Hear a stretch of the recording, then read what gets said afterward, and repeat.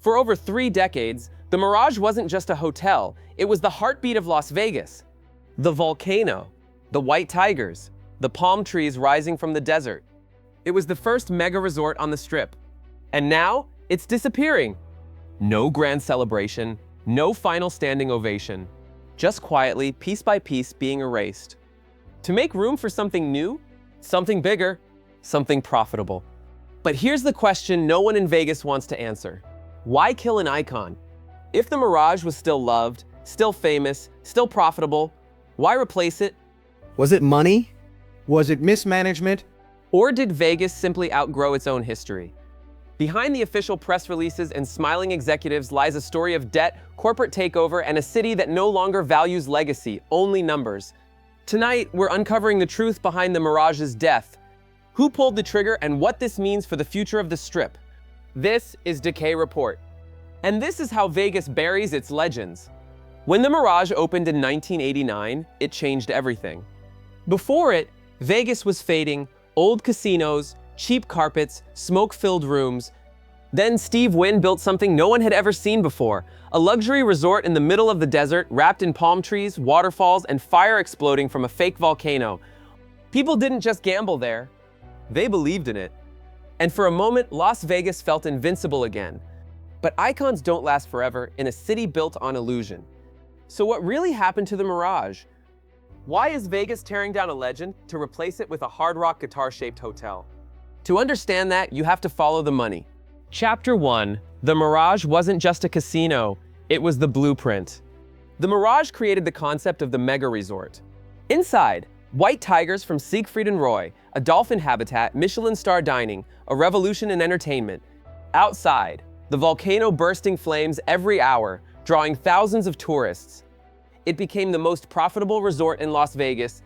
Every casino that came after it, Bellagio, Venetian, Wynn, copied its formula. But behind the glamour, something else was growing: debt. Chapter 2. Debt killed the dream. In 2000, Steve Wynn sold Mirage Resorts to MGM Grand Inc. The deal was massive, $6.4 billion.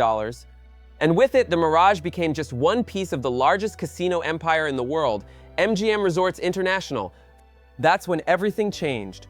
No longer a symbol, now just another asset on a spreadsheet. MGM kept the Mirage alive, but they stopped investing in it.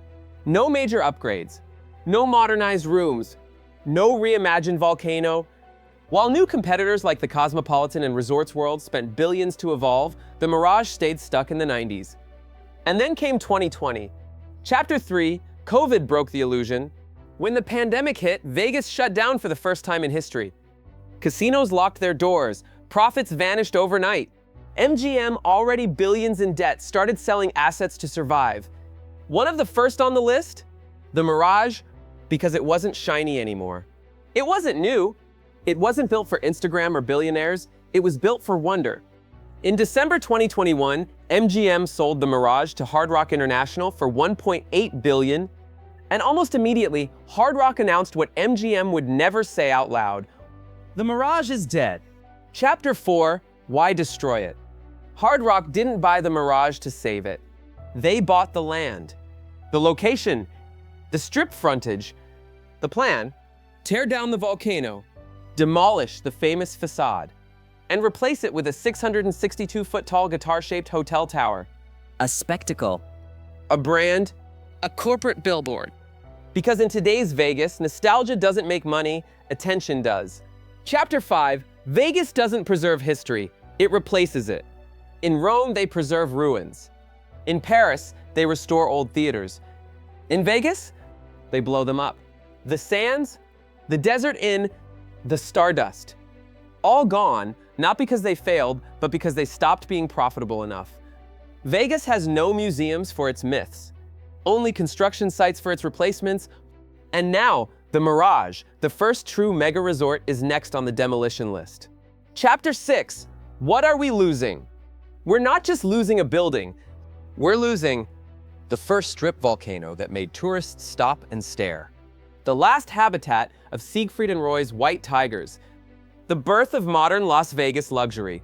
Hard Rock says it's the next chapter. But for many locals, workers, and longtime visitors, it feels like the book is ending. Because the Mirage wasn't a casino, it was a memory. Chapter 7, so why now? What broke it? The short answer, money. The longer answer, aging infrastructure, rooms outdated, systems old, upkeep expensive. Corporate ownership, MGM shifted focus to newer assets like Bellagio and Aria. Competition, visitors want new and Instagrammable, not 80s tropics. Post-COVID debt, MGM needed liquidity. Mirage was the sacrifice. Hard Rock strategy, rebrand, rebuild, resell the fantasy. Vegas became a place where history isn't honored, only monetized. Chapter 8, the final days. The employees found out before the tourists did. Some had worked there for 20+ years. They watched the neon flicker out, not with applause, but with silence. The volcano still erupts for now. But soon it'll be gone. The palm trees uprooted, the tiger enclosures emptied, and in its place, a glowing guitar. The Mirage didn't fail because people stopped loving it. It died because Las Vegas stopped valuing history. In this city, success has an expiration date. It doesn't matter if you changed the strip, if you became a symbol, if millions of people stood in front of your volcano and believed in magic. The moment you stop making the most money, not good money, not even great money, you're done. That's what happened to the Mirage. Not a scandal, not a bankruptcy. Just quiet execution by a city that only worships what's new. So they'll tear it down. Replace palm trees with a neon guitar. Replace memories with marketing. And tourists will come because they always do. But something will be missing. Not the volcano, not the tigers. Something deeper, the soul of a place built on wonder, not algorithms. And if this can happen to the Mirage, the first mega resort, the one that saved Las Vegas, it can happen to anything here. Because in Vegas, legacy doesn't protect you. Profit does, but that's why Decay Report exists. To remember what the city tries to erase. To ask why icons die and who decides. If you believe stories like this matter, subscribe. Share this video, because the collapse doesn't always start with silence. Sometimes it starts with applause. This is Decay Report, where legends don't die, they're exposed.